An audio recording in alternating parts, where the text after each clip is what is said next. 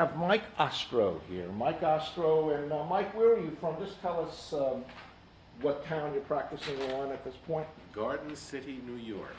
And you were president of the Academy in what year?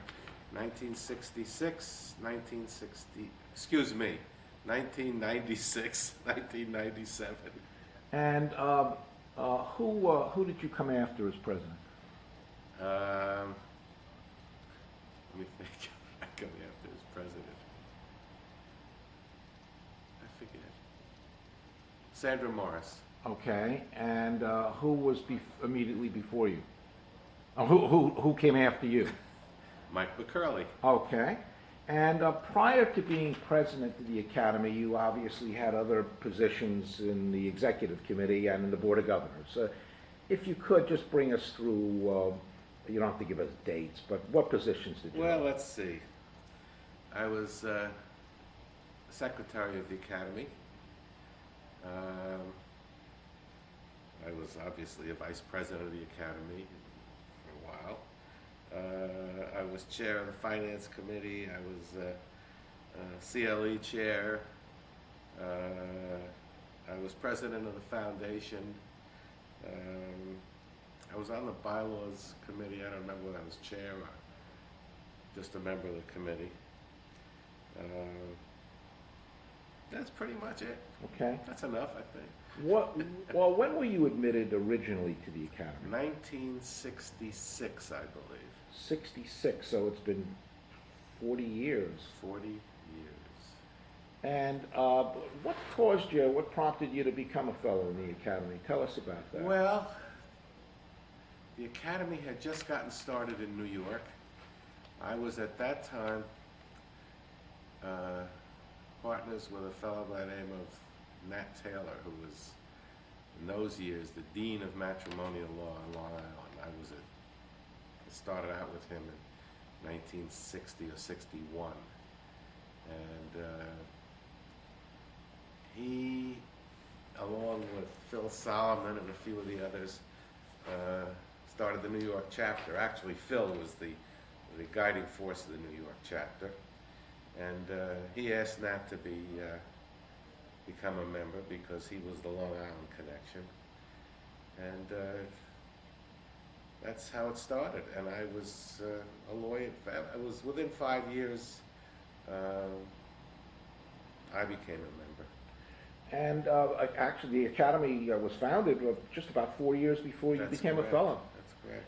And just get a guesstimate, how many fellows were in New York at that point, or in the whole Academy, if you could recall? Well, it was a closely knit group of some rather interesting people in New York. And I really didn't become involved in the National. My first meeting in the National was a joint meeting with the ABA Family Law section in Key Biscayne, Florida. And I remember it rained like hell almost the whole time we were there. And that was my first... That would have been like in 72-ish or 73-ish, probably, as I recall. Yeah, I'm not sure either. I'm not sure when it was. But it was a lot of fun, and we enjoyed the group. We enjoyed meeting people. And I was still a very young lawyer then, but I enjoyed it. And I decided I wanted to become involved in National. What was it like? What was the Academy like then versus now? Well, it was nothing like it is now. Obviously, it was a small group run by the Chicago people who founded the Academy. CLE was almost non-existent, which is a big difference in what we have now. And it was a chance to get together and meet other lawyers from other parts of the country. That's really what it was. And it was more social than anything else, as I recall. Mm-hmm. There were very few committees. And it was really just intercourse with lawyers from all over and getting to meet other people. But you were saying, it really was dominated by New York and Illinois, essentially, or New York City and Chicago, to be more specific, back in those days, wasn't it, at the very beginning? Well, I would say mostly, yes, but mostly Chicago. Mm-hmm. Chicago really ran the show. I mean, even though the bylaws didn't provide anything of the sort or even hint at it, it was pretty much of a tradition that one term the president would be from Chicago and the next term would be from New York, and maybe throw in out California from time to time. Probably, Mhm. but I can't say that's for sure. Mhm. But it seemed to work that way with Phil Solomon and then Ed Schaefer and Real characters, The real so we of character. course can't be interviewing, except you may try to get Eddie Schaefer on a Ouija board to do some of the people that aren't here anymore. But he was just a marvelous character, yes, wasn't he he? was. Yeah. There were some really interesting people in the academy at that point, weren't there? Yeah. Well, even Phil was an interesting character, if, but for different reasons probably. I don't have to reveal necessarily what my test was, but I was interviewed because Connecticut only had Jerry Silverberg, and I was the second potential, and Phil Solomon interviewed me from his podium at the Empire State Building. You remember his office? Oh yeah, sure. But I was interviewed, but there was no test. There was no test in those days. It was just they wanted bodies more than anything else, and you were asked to join. So there was no written test for sure. There was an interview, and There was an interview, but it was just come on up and we'll sit and talk. And everybody knew everybody, so you didn't have to.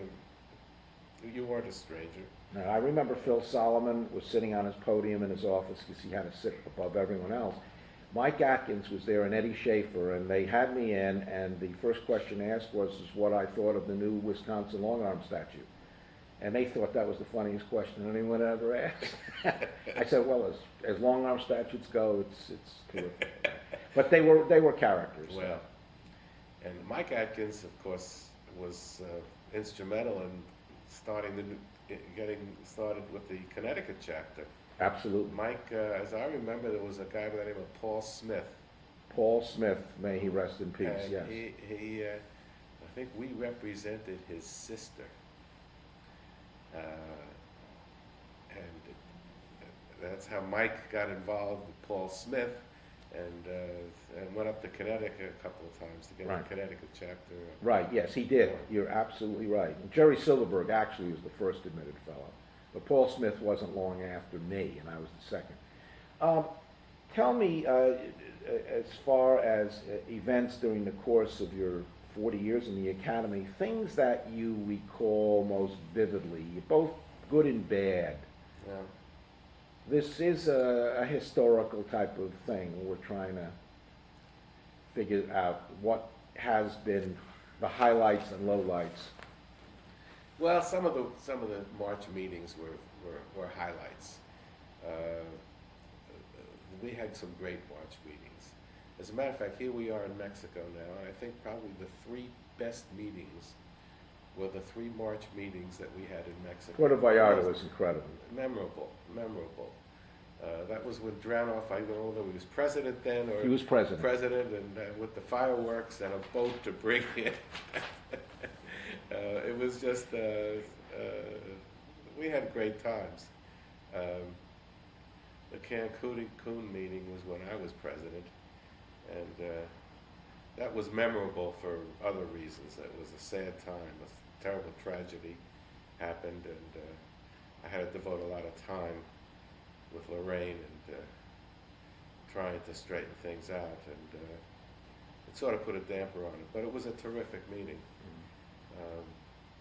The tragedy was known to pretty much everybody that was attending the meeting, so it obviously put a pretty big Yeah. damper on it. Yeah, well, we had to try and keep it from the members for a while, which sort of made it difficult for me because Texas and McCurley followed me, and Texas and New York had a big shindig that night, in honor of Mike and myself. And I wasn't able to show up till about 9:15 or 9:30 because I was so wrapped up in this other thing. And I got a little grief from some of my fellow Without New them York- knowing. Without them knowing Yeah. what was going on because we didn't want anybody to know. Any other highlights, things that happened that were truly memorable during the course Yeah. of your When I was fellowship, not during your president, presidency yeah. so much? During the presidency, I did a lot of work on this relocation statute. which I thought was a terrific thing. Relocation of parents. Yeah. Mhm. Parental relocation, child relocation. And I went around to different chapters and spoke. I remember being up at the Michigan chapter for lunch and was going to spend the day at their seminar, and I was the luncheon speaker talking about the relocation statute. And I got a phone call that my daughter was taken to the hospital. She was about to give birth. Oh boy. So I excused myself after the lunch and tried to grab a plane and got back to New York. But that was a memorable day. Any other highlights that you can recall of your presidency, or reactions that you keep for today? Highlights is more the thing that's most important to me from being a member of the Academy was the fact that I have made great friends from all over the country and see them on a regular basis and spend time with them. And to me, that's been the most important part of my relationship with the Academy and my feelings toward the Academy. All of us who've been active spend a great deal of time, if not with the Academy directly, with offshoots of the Academy, but all through the Academy. These groups that have come about as a result, including the American College of Family Trial Lawyers and each of the Dirty 30 type groups are a big part of my life, and I think a big part of all of us who have been active in the Academy over the past several years. You know, the common denominator, Mike, in just about everybody that we've been interviewing, former presidents so far, has been the fellowship. It's not to be diminished. It's what it's all about, isn't it? I mean, you basically, essentially just said that. I mean, we have our state bar groups and our local chapter, which I don't think the local chapters, at least I found this in New York, it's not like it was when we were younger lawyers. There isn't the close-knit camaraderie with first of all, the chapters have become much larger. And I don't find people as intimately involved with the Academy among the younger people as we were. And maybe that's because it's grown so much. It's tougher to be. Mm-hmm. You wouldn't have any vague idea of how many fellows were in the Academy when you first started out 40 years ago. Was it 100 or 300 or? I doubt it was that many. Mm-hmm. I doubt it was that many. Well, I don't even, there were very few chapters. There was New York, there was California. Southern Chicago, California, actually. Southern California, yeah, it was all Southern California. And who was the fellow who was the president from Southern California? Harry Fain. Harry Fain, who really got me involved nationally, pushed me to get me involved nationally.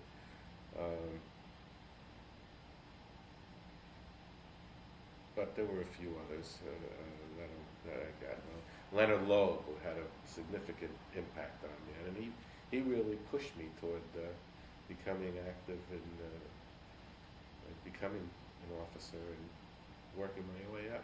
A lot of the experience that I've heard about so far during these interviews is that, and a common thread seems to be, is yes, of course there are politics as in any other organization, but in this organization, really working hard and making contribution is not to be diminished. That it was one of the reasons you became president, because of the fact that you worked hard. You have any feelings about that? Well, I think it was important, but I enjoyed it, and Mm-hmm. I enjoyed being with the people. So that it's much easier to do work when you're happily involved and going to meetings with people you enjoy being with and seeing people from the rest of the country. Tell me about what you think of the Academy today. What do you see? What do you feel about it? Pros and cons. What's your opinion of it? I think it should be, and it is. I don't know the extent that it is a force for matrimonial lawyers throughout the country. we still have a reputation that's not as good as it should be compared to other areas of the law. So I think it's important from that point of view. And the projects that we do which enhance that, the Focus on Forever that's being worked on now, the handbooks that we have done, the Law Guardian guidelines, the ethics guidelines that we've tried to promote. I think all of these are important, and I think we've gotten some very good publicity for the matrimonial lawyer over the years. So it's an important organization. We, you know, as a professional group, we are needed. Okay, Mike, is there anything else that you want to say that I haven't asked about, or any No, other it's good points to you want see to you bring up? here. Okay. Well, great, terrific. Now we got Georgia. Thanks a lot, Mike. Okay, thank you.